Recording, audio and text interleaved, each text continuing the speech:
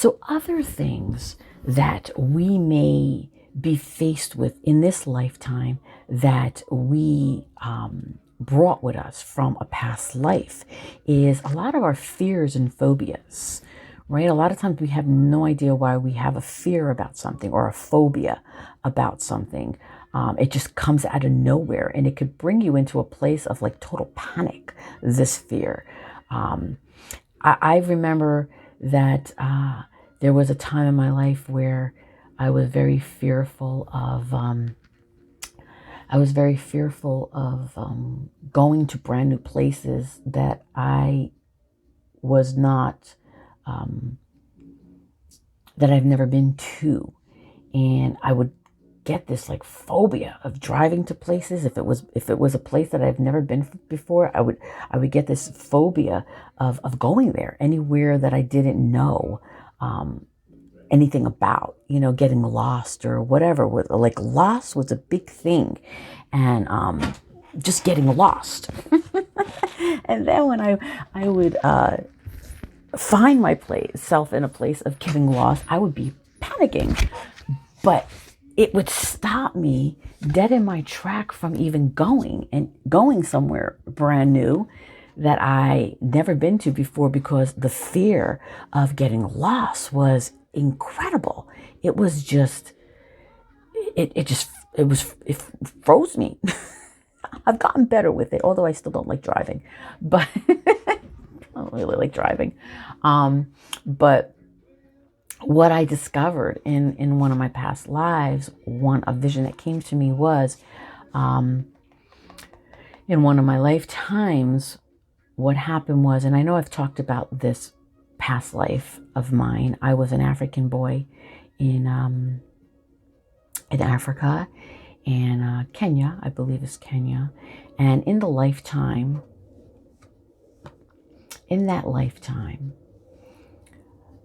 we had to go through a rite of passage as young men. When we got to a certain age, we had to prove our manhood. And the way that we would prove our manhood from the tribe that I was from was we needed to go into the jungles and kill a lion. And most of the time, a lot of these young boys, I mean, they're like 13, 14, whatever it is. Because really, you really didn't know age back then either. You just felt younger, you felt old, like there was no years or age or none of that, right? It's non-existent. But what happened in this past life was I went into the jungle, doing my rite of passage, going through my rite of passage to go kill a lion to prove my manhood. And like I was saying before, a lot of these young boys never came back because, of course, they went into the jungle all by themselves. They probably got killed or eaten by an animal or whatever, starved, got lost, whatever it was. That was the case for me as I was going through the jungle to prove my manhood and my rite of passage. I was killed by a lion. I remember, but in that time, I was lost in the jungle. I didn't know where I was, what I was doing. I was scared. But again, because that was the culture, that was what we needed to do. That's what I did. And there was a lion in the brush, the high grass, and it jumped out and killed me. And I remember just laying there dying. But I feel like that is where the fear of getting lost, one of the lives, anyway, I think I had other lives where I was lost, came into my phobia that I ended up carrying in this lifetime. And then when I think back up in this lifetime, the panic, where maybe I was brought to another moment of being lost. I remember it because it was carried into this life, obviously. I was a little girl. I couldn't have been more than, I think I was first grade, 5, 6 years old. No, kindergarten, I don't even know. But I had 2 siblings, older siblings, and we would all walk home from school together. And me being the curious creature that I am, because everything excites me. Anything new excites me. It's just, I want to know everything, learn everything. That's just, I carried it into my adult life. So I get like a big child when there's new things being presented, learning. But anyway, I think I stopped to look at I don't know if it was like a butterfly or something. I don't even know. Something caught my attention and I stopped. And I was paying attention to whatever that was. And meanwhile, my siblings continued walking. And now we have like a 10-block walk. 10 blocks. In elementary school, it was like 10 blocks we would have to walk. High school was about 14 blocks. We walked. There was no driving us back and forth to school like the kids of today. We walked. But anyway, so I stopped. I was distracted by something, looking at something because I was amazed by whatever it was. And my siblings continued walking. And when I finally came back from my distraction, she asked me what's wrong, and I finally catch my breath and I tell her I'm lost and I didn't know how to get home, and my siblings were gone. And again, the side note that what's coming up for me is this is how resilient we are as humans too, and how much strength, and we know more than we think we know once we let go of the fear, right? The fear really would stop you right in your tracks. Fear will stop you right in your tracks. But because I traveled, now that I'm thinking about it, it's coming up, I guess it's coming up for a reason. Because I traveled that route so many times with my siblings, it was kind of like a GPS already inside of me, not knowing. But when you're terrified, when you're in fear, you don't know that. And when you're little, what do you know? You're a child, what do you know? But so she holds my hand and she's like, all right, come on, I'm going to cross the street with you. So we cross the street and she's like, okay, so does any of this look familiar to you? And I'm sniffling still, sniffling, and she's holding my little hand. I'm looking up, well, I didn't have to look up too because she was short. I didn't have to look up too high. And she's walking with me on this big old avenue, South Orange Avenue, where I grew up. And it was big street.